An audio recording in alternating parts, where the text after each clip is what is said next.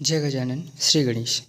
श्री गणेश की अद्भुत कथा को समझते हुए उसका श्रवण करते हुए आज हम गणेश पुराण के 83वें, 84वें, 85वें एवं 86वें अध्याय तक पहुंच चुके हैं और आज हम इन्हीं चारों अध्याय पर चर्चा करने वाले हैं।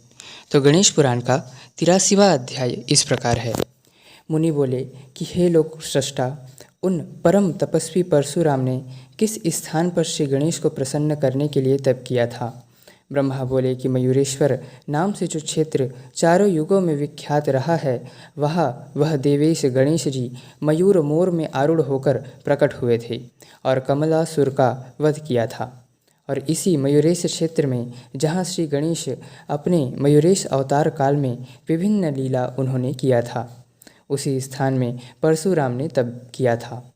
ब्रह्मा बोले कि हे मुनि श्रेष्ठ, श्री गणेश के महिमा को बताते हुए मैं एक अन्य इतिहास भी तुम्हें बताता हूँ। एक समय तारक नाम का महाबलशाली दैत्य था, जिसने तप के माध्यम से मुझ ब्रह्मा को प्रसन्न किया था और प्रसन्न होकर मैंने उसे सभी प्राणियों से अभयदान दिया था और उसने युक्ति लगाकर मुझसे अमरता तुल्य यह वरदान भी मांगा कि मेरी मृत्यु केवल भगवान शंकर के पुत्र से हो, क्योंकि वह यह जानता था कि शिव योगी हैं और वह योगमग्न हैं और वह पुत्र उत्पन्न कैसे कर सकते हैं। इस विचार से उसने यह सोचा कि जब शिव का पुत्र ही नहीं होगा तो मेरा अंत कौन कर सकेगा। तब इस प्रकार विचार करके उस दैत्य ने मुझसे यह वरदान मांगा। तब मदोन्मत्त होकर उसने सारे धार्मिक कर्मों को प्रतिबंधित कर दिया, सारे देव प्रतिमा को खंडित कर स्वयं की मूर्ति स्थापित कर खुद को भगवान घोषित कर दिया और सभी देवताओं को उनके पदों से निलंबित कर दिया। और उस तारकासुर के डर से सभी देवता गिरिकंदराओं में छिप गए। तब उस असुर से बचने के लिए उन्होंने विभिन्न स्तुतियों के माध्यम से भगवान शिव को प्रसन्न किया और उन्हें तब से उनकी समाधि से उठाने का प्रयास किया, किंतु शिव ध्यान में ही मग्न थे। उन्होंने देवताओं को कोई भी उत्तर नहीं दिया। तब सभी देवता माता पार्वती के पास गए और उनसे अपनी रक्षा की प्रार्थना करने लगे और तारकासुर के द्वारा मांगे गए वरदान के विषय में भी उन्होंने माता पार्वती को बतलाया। तब देवी पार्वती ने कहा कि इसके लिए हमें महादेव को समाधि से जगाना होगा, जिसके लिए हमें मन को मथने वाले कामदेव की सहायता लेनी होगी। तब सभी देवों ने कामदेव की स्तुति कर उन्हें इस कठिन कार्य को करने का निवेदन किया। तब कामदेव ने देवताओं के अनुरोध पर देवताओं के कार्य को सिद्ध करने के लिए भगवान शिव के निकट उस गुफा में प्रवेश किया। इस प्रकार गणेश पुराण के उपासना खंड का 83वां अध्याय संपूर्ण हुआ। अध्याय 84। ब्रह्मा बोले कि तब देवताओं के कार्य को सिद्ध करने के लिए कामदेव ने शिव के ऊपर काम बाणों का प्रयोग किया। फलस्वरूप क्रोधित होकर भगवान शिव की नेत्रों से अग्नि निकलने लगी, जिससे कामदेव दग्ध हो गए और तब माता पार्वती ने भगवान शिव को शांत किया।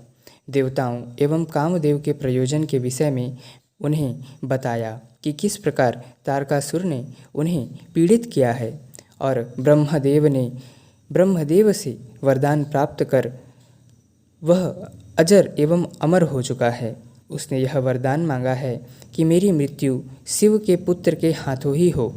इस प्रकार देवी पार्वती द्वारा सारा वृतांत बताए जाने पर स्वयं देवताओं की स्तुति किए जाने पर भगवान शिव का क्रोध शांत हुआ। इस प्रकार गणेश पुराण के उपासना खंड का 84वां अध्याय संपूर्ण हुआ। अध्याय 85। ब्रह्मा बोले कि तदंतर कुछ समय पश्चात भगवान शिव एवं माता पार्वती ने योग बल से एक भ्रूण उत्पन्न किया। वह भ्रूण अत्यंत उष्ण था, उसके तेज को कोई भी सहन नहीं कर पा रहा था। तब अग्निदेव ने उसे संरक्षित करने का प्रयास किया, किंतु उसके उष्णता को स्वयं अग्निदेव भी सहन नहीं कर सके।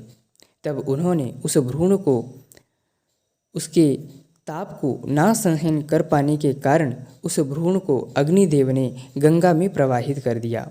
तभी वह कृतिका लोक से 6 कृतिकाएँ वहाँ स्नान करने को आई हुई थीं। तब उन्होंने उस भ्रूण को सुरक्षित किया और कुछ काल व्यतीत होने पर उस भ्रूण से एक बालक ने जन्म लिया जिसका नाम कार्तिकेय रखा गया। इस प्रकार गणेश पुराण के उपासना खंड का 85वां अध्याय संपूर्ण हुआ। अध्याय 86। ब्रह्मा बोले कि तब माता पार्वती और भगवान शिव अपने पुत्र कार्तिकेय के पालन पोषण में मग्न हो गए और सभी देवताओं ने कार्तिकेय को विभिन्न वरदान प्रदान किया और विभिन्न नाम जैसे षडानन, स्कंद, गंगेय, कुमार, कार्तिकेय इत्यादि नाम प्रदान किया। और कार्तिकेय भी शुक्ल पक्ष के चंद्रमा के समान बढ़ने लगे और उनकी आयु में वृद्धि होने लगी। तब एक दिन भगवान शिव ने शास्त्र चर्चा अध्ययन करने के समय भगवान कार्तिकेय ने पूछा कि हे पिताश्री, ऐसा कौन सा अनुष्ठान या ऐसा कौन सा व्रत है जो सभी के इच्छाओं को पूर्ण करता हो, जो सभी दुखों का शमन करता हो। तब भगवान शिव ने कहा कि ऐसा व्रत तो केवल एक ही है जो श्री परम देव महागणपति के निमित्त किया जाता है, वह है वरद चतुर्थी व्रत।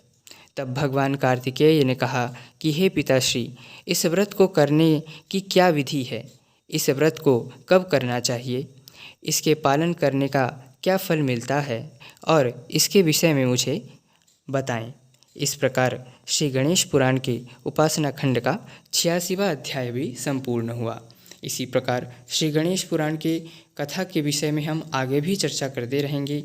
बने रहें गणेश तत्वज्ञान यूट्यूब चैनल के साथ। तब तक के लिए जय गजानन, श्री गणेश।